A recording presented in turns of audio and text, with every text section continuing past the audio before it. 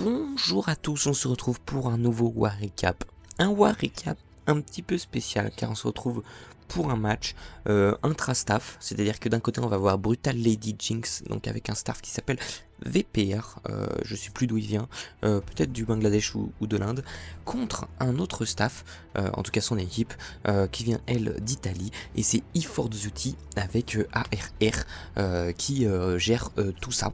Donc on se retrouve pour un match de Baby Quad Cup en TH 13, 12, 11, 10, 9 en 5v5 et on se retrouve directement avec les attaques. C'est parti. C'est parti, c'est Grand Dragon pour eForzuti du coup qui ouvre le bal. Alors au niveau des régus, je dois avouer que je les ai un petit peu oubliés. On va ouvrir le chat, elles doivent être ping ici. Voilà, en TH9 c'est no CC, défaut équipement, no zap, no witch, no PK.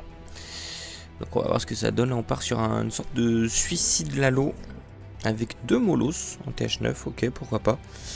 On a un équipement par défaut, l'ouverture sapeur qui connecte bien, on envoie le roi à l'arène dedans, le funnel qui a été fait, qui vont permettre au roi et à l'arène d'accéder au centre de la base.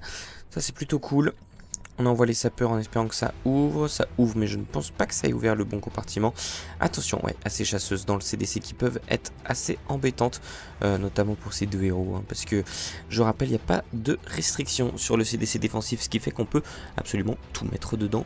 Donc des chasseuses c'est totalement possible. Et là on voit les barbares du CDC, de la capacité du roi, pardon, qui font un énorme travail en prenant une défense antiaérienne ainsi que le souffleur. On va tomber l'arc X, malheureusement on va pas tomber ce prince défensif et ça va pas faire nos affaires, hein, tout simplement. Bah parce que ça va être compliqué, on va devoir partir peut-être face souffleur, ou en tout cas dans le dos du souffleur, un des deux. Ok, on va partir face souffleur quand même. On a deux molos, mais là, ouais, va falloir aller chercher l'HDV. Et j'ai peur que ce fameux prince vienne gâcher la fête. Le Lalo qui part, on a plus de sort, il nous reste 4 ballons. Il va falloir... ok, la reine qui se place plutôt bien, qui commence à taper l'HDV, mais je pense qu'elle va pas avoir assez de vie. Et là, il va falloir que les ballons ils tankent et que les petites gargouilles tombent l'HDV tout simplement. Sinon ça va être compliqué, on va quand même pas commencer ce match par un one. Ok, on a pas mal de ballons, l'HDV qui est mid-life, on a 3 gargouilles dessus. Les roquettes lave qui commencent à distraire le prince. Et non, le prince qui va venir focus les gargouilles. Oh, les gargouilles, c'est terrible. Oh, c'est terrible.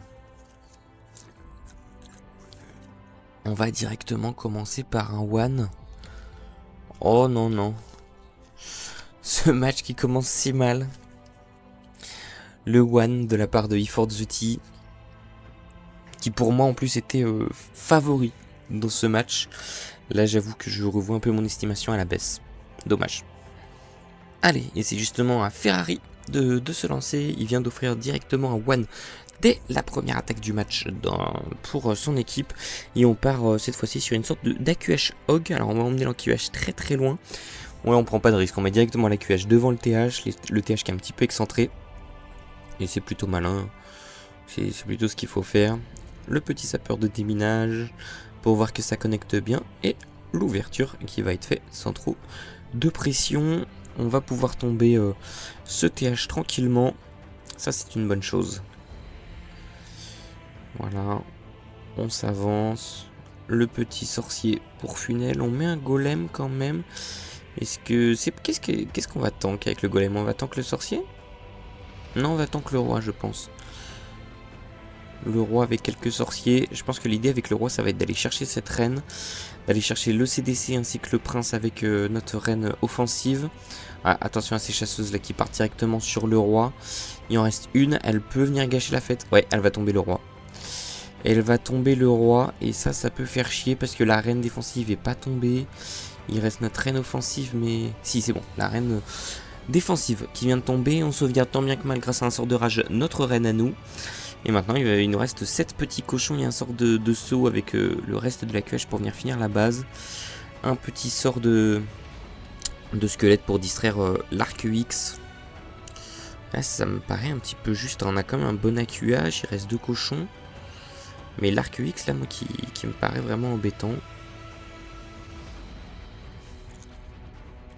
J'avoue que j'aime bien cette compo, c'est joli à voir. Par contre, c'est difficile de faire la P2 quand ça veut pas, tout simplement. On va s'accélérer la fin. Je pense pas que ça aille au bout, à moins que la QH fasse vraiment... Là, elle va avoir accès à tout. Eh non, ça va taper un mur. Est-ce que... Alors, il n'y a plus grand-chose pour arrêter cette QH, mais est-ce qu'on serait pas sur un time? Parce que je pense qu'on a la puissance, mais vu le nombre de murs qu'il faut péter, ça va être un peu compliqué. J'ai mis en x2. Ouais, vous voyez, la QH qui commence à tout taper. C'est vraiment fort. À mon avis, les cabanes d'ouvriers sont wallcables, mais derrière... ça va taper le mur et ça va time tout simplement. Aïe aïe aïe, dommage. 2 stars 97%, mais on est quand même devant. Effort Duty qui part du coup en TH13, on va se remettre les régus. Donc du TH13, on est en eau siège, CC troupes, spell et siège donc au même niveau que débloqué à la GV13. Les équipements par défaut et une petite régularité sur les dragons, bon, qui n'a pas été mise, mais en gros il n'y a pas le droit d'avoir plus de 6 dragons, mais là ça concerne pas du tout l'attaque vu qu'on est en géant super sorcier. Plutôt intéressant comme compo, j'aime bien l'approche. C'est vrai que c'est tout collé là, si on arrive à bien envoyer les super sorciers au milieu, à bien cover avec cette cape à Warden, les coups de l'aigle, ça peut être très sympa, le sort de saut qui donne accès à énormément de choses. Attention quand même à ces 2 TDE mono là qui vont tout simplement arracher les géants. Ça progresse bien dans la base, ça ralentit un petit peu forcément sur le CDC qui full golem de glace. Le TH pardon, qui va tomber. On a quelques sorciers sur ces TDE mono là qui peuvent vraiment nous embêter. La championne qui va être mise en support sur la gauche. Ça me paraît plutôt correct. Écoute, on a quand même... on a une bonne base. La capacité de la championne, voilà, qui vient d'être envoyée. Il reste la capacité de la reine. Attention, il y a beaucoup de choses à clean. Il nous reste 3 petits sapeurs pour potentiellement faire une ouverture. La championne, il faudrait qu'elle arrive à faire tomber toutes les dernières défenses avec le Warden. J'ai peur. Non, ça devrait le faire. Et ouais, par contre, il y a cette Tesla là qui va venir nous embêter. Parce que là, du coup, la championne va retraverser la base. Et le funnel là-haut, il me fait peur. Est-ce qu'on va avoir le temps avec cette reine et ce Warden? Est-ce qu'on va avoir le temps d'aller au bout? Ce serait bête qu'on soit sur un time. Bon, ça me paraît juste. Ouais, si, c'est bon. GG. Il a dû avoir une petite frayeur quand même. Allez, Effort Zuti du coup qui mène 4-2 avec une attaque d'avance. Là, s'ils défendent, on revient à 4-4. Sûrement un retard au pourcentage pour Effort Zuti, mais ce n'est pas horrible. Là, je suis en train de voir un truc sur le retour. Là, je vais décaler ça parce qu'on voit pas les noms en fait. Ici on sera mieux, ça va rien cacher de plus. Oh ouais, je mets ça là. C'est vrai que j'ai mis le logo de la FWC alors qu'on est sur de la baby. Je vais changer après cette attaque. Excusez-moi, je fais mes réglages en même temps. Vous pouvez voir d'ailleurs les sponsors à droite. N'hésitez pas à venir sur notre serveur Discord pour connaître un petit peu plus en détail nos sponsors. La reine qui fait demi-tour, qui va prendre tranquillement le prince défensif. Et ben non, elle revient finalement sur le bas de la base. On a ouvert avec les sapeurs au mauvais endroit. Ça c'est un petit peu con. Il nous en reste 3, est-ce que ça va suffire? Oui, l'ouverture qui est faite. Maintenant, est-ce que le funnel va suffire? J'ai bien peur que non. Oh si, c'est bon, elle fait demi-tour. Elle rentre dans ce compartiment de l'hôtel de ville. Et on va pouvoir le tomber, gérer aussi ce molosse de lave un petit peu à l'écart. Voilà, on va mettre le sort de rage hein, forcément pour gérer tranquillement le TH et le CDC. Ah, c'est dommage que le dernier coup soit pas parti sur le TH. Ça nous aurait vraiment mis bien. On va regarder comment est géré ce CDC, même si on a un sort de poison qui va quand même bien aider. Excusez-moi. Les allergies m'enrhument, c'est bizarre à dire, mais c'est pourtant la réalité. Ok, on va quand même mettre un sort de gel, je ne suis pas sûr qu'il était nécessaire. Mais why not? Et on envoie ensuite le mineur cochon avec le Warden derrière. Attention à cette reine qui va perdre sa capacité sous les coups de l'aigle malheureusement.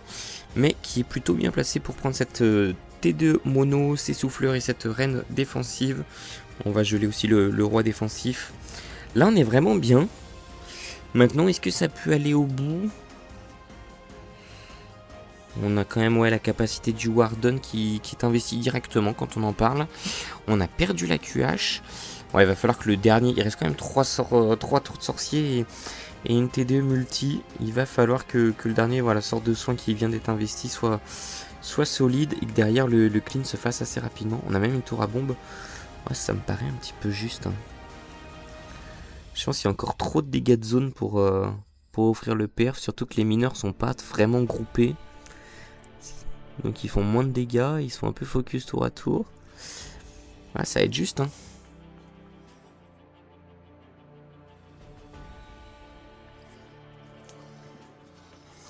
Non, je pense que ça y va pas. Hein.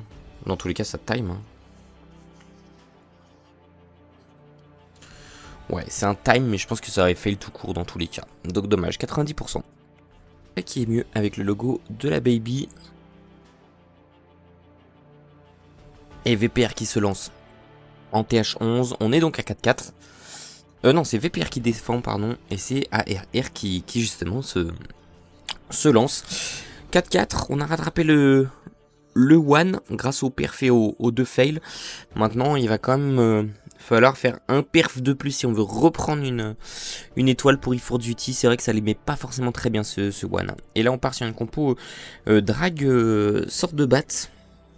Le CDC Super Gargouille qui va faire des dégâts, mais on investit directement la capacité du Warden justement pour embêter tout ça. Il y a ce souffleur hein, qui nous cause quand même beaucoup d'ennuis. Ça pousse vraiment les dragons sur le côté. Le prince qui se retrouve un peu tout seul là au milieu. Attention à la QH aussi, mais qui va gérer normalement 2 défenses antiaériennes. On est quand même pas mal. Faudrait qu'on aille chercher cette multi et ce prince avec la partie drag, je pense. Ce serait vraiment OP. Si on arrive à faire ça, je pense qu'on finit la base. On envoie le sort de rage à l'approche de ce prince qui tombe rapidement.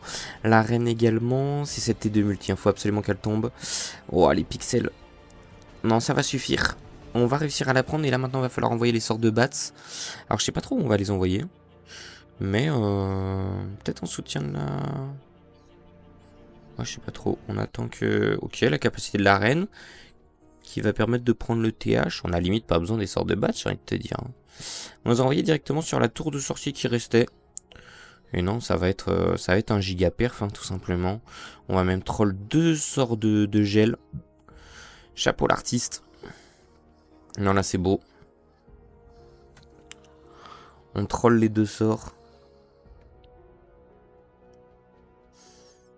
Rien à dire, c'est clean. Et puis il nous reste quasiment toutes nos bats. GG. Et du coup, le perf qu'il fallait pour repasser devant. Ce qui veut dire que maintenant, c'est à Brutal Lady Jinx de perf si on veut récupérer l'étoile de retard. Parce que là, si on fait encore un bi, on aura cette fois-ci une étoile de retard. Ce qui est assez fou parce que eForce Duty a one dès la première attaque. Ça veut dire qu'il... Qu'est-ce que ça veut dire? Qu'est-ce que ça veut dire? En tout cas, on part sur une compo bouliste. C'est assez puissant en TH10. Attention à ce CDC, un super ballon là qui peut vraiment faire très mal au PK et au bouliste. On a les TDE mono au middle avec ce prince et cette reine qu'il va falloir tomber assez rapidement. On n'a rien sur le prince. Ah, ça c'est mauvais. Hein. On a la reine qui n'a pas suivi, qui ne va pas du tout gérer le prince, en tout cas pas tout de suite. Et là le prince il se régale avec la super gargouille. La super gargouille qui vient de tomber, mais il reste encore ce prince. Et le prince il se régale. On a mis quelques cochons là sur le sud de la base pour venir épauler. Le prince qui est enfin tombé. Si je pense quand même qu'on devrait aller au bout. On a quand même cet Arc UX hein, qui est embêtant. Oh, l'Arc UX il prend le focus de la reine, ça c'est pas bon.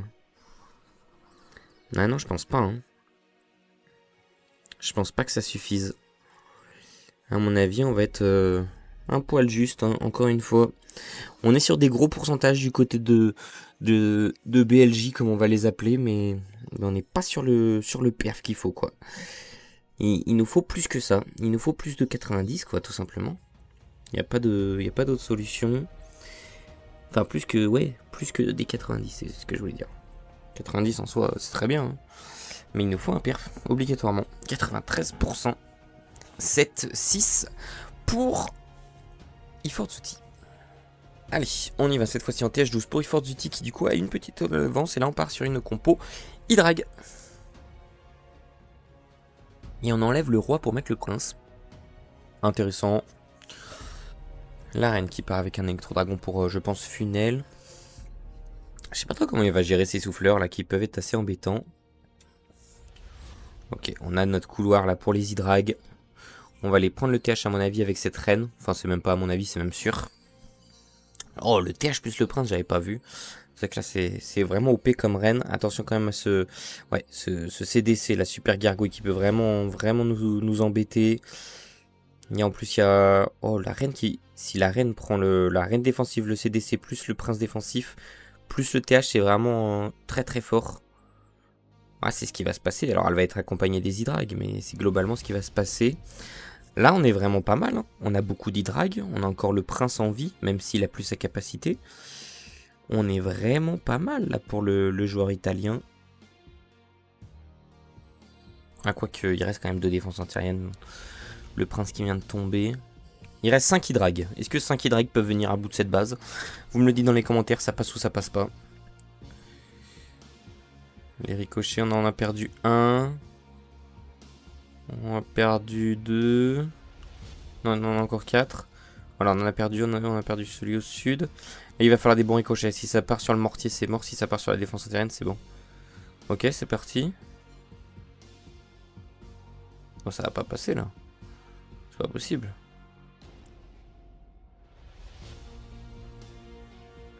On met la chasseuse.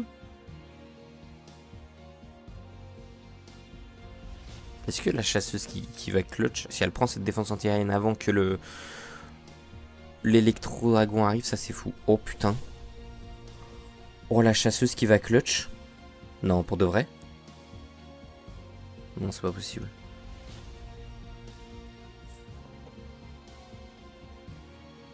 Non, non, c'est pas possible.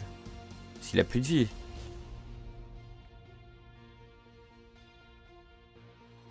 Oh, le clutch à la chasseuse. What the fuck. What the fuck. Ça vient clutch à la chasseuse. Et on vient mettre un 3e perf. Alors qu'on avait commencé par un 1. Et là, on va mettre 10 à 6. C'est-à-dire que même si Brutal Lady Jinx, là, ils perf, ils ont 1 étoile de retard. Alors que E4 Duty a 1. What the fuck. Il leur reste 2 attaques. Il va falloir 2 perfs, je sens. C'est là, on a déjà mis 3 perfs en face. Même si on a mis un 1. On a mis 3 perfs. Ce qui fait qu'on est sur une base de 12. Voire de 13. Et là, pour l'instant, on a mis un perf ou pas du côté de... Non, on a mis 0 perf. Hein. Pour l'instant, on est sur une base de 10. Hein. On est sur une base de 10. C'est-à-dire que là, potentiellement, ils peuvent se prendre 13-10 alors qu'il y a eu un 1. Oh non, ce serait trop sauvage. Je veux pas voir ça. J'adore mon VPR, mais là, s'il prend ça, c'est un carnage, le pauvre. Allez, en tout cas, on part sur une compo pour VPR, justement. On part sur une compo Dragbat. Assez OP, hein. On a vu d'ailleurs le perf en TH11 tout à l'heure. Très large de la part de E4 Duty. Est-ce que VPR va répondre en TH11 et se met quand même le doute dans la tête de E4 Duty avec un premier perf? Parce que niveau pourcentage, je pense que si on part sur un 12-12, ce qui veut dire que là on mettrait 2 perfs du côté de BLJ et un B du côté de E4 Duty, je pense que la team de VPR BLJ l'emporte au pourcentage. Ça ferait 12-12 et victoire au pourcentage. Enfin bref, on va se concentrer sur l'attaque. Les sorts de bats qui sont partis, qui ont bien clean ce compartiment tour de sorcier TDE mono. Et là il nous reste énormément de dragons. On va être sur un giga perf encore une fois. On va être sur un giga perf, mais là c'est les dragons qui sont restés en vie et non pas les sorts de bats comme on a vu sur la précédente attaque. Et on troll encore de sorts. Est-ce que le TH11 est trop facile finalement? Bon, GG hein. Rien à dire, en plus c'est un perf rapide. 19, c'est parti. Pour la dernière attaque, on peut aller chercher le 13 et s'assurer la victoire. Par contre, si on est sur 12, il restera une option, parce que j'ai calculé au pourcentage, il restera une option avec un perf de la team BLJ. Si la team BLJ perf du coup sur la dernière attaque et que là ça bille, et ben, ce sera la victoire pour BLJ. En tout cas, rien n'est joué à l'approche de cette dernière dernier round, on va dire, entre les deux équipes. On va boire un coup parce que ça me donne soif tout ça. Les deux sortes de squelettes jouaient intelligemment devant cette T2 mono. Alors déjà pour l'affaiblir et puis pour sortir le CDC, j'ai l'impression. C'est dommage qu'on la prenne pas. Mais on a sorti le CDC, ça c'est une bonne chose pour cette reine. Alors on l'avait pas sorti totalement, ça c'est une mauvaise chose. Et on perd la reine. Non. Si. On perd la kappa. On perd pas la reine mais on a perdu la kappa. Ok. C'est pas forcément grave mais c'est pas forcément une très très bonne chose hein, quand on part sur un AQH de perdre la kappa aussitôt.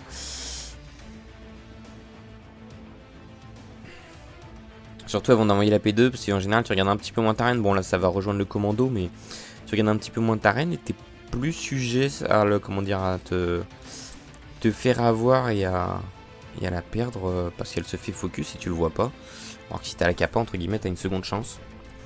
En tout cas, le sort de saut qui permet d'accéder à beaucoup de bâtiments là au centre de la base. Le roi qui va être très très bien placé malgré qu'il soit entre ces deux T2 mono. Moi ça m'inquiète un petit peu hein, parce que dès qu'il y a un focus qui va être fait là ça peut mal finir. Voilà, il y a un PK qui a été focus. En espérant que ce soit derrière si c'est le roi qui a été focus ou pas. Non, c'est pas le roi, c'est un autre PK. On va tomber cette reine défensive. Voilà, c'est ce que je disais. Hein, la reine offensive, elle, qui va tomber. Ouais, là, ça va pas aller chercher le perf. Hein. Et en plus, on va pas être sur un pourcentage extraordinaire. Du côté de eForzuti. Oh, ça va être tendu comme match. Ça va être tendu.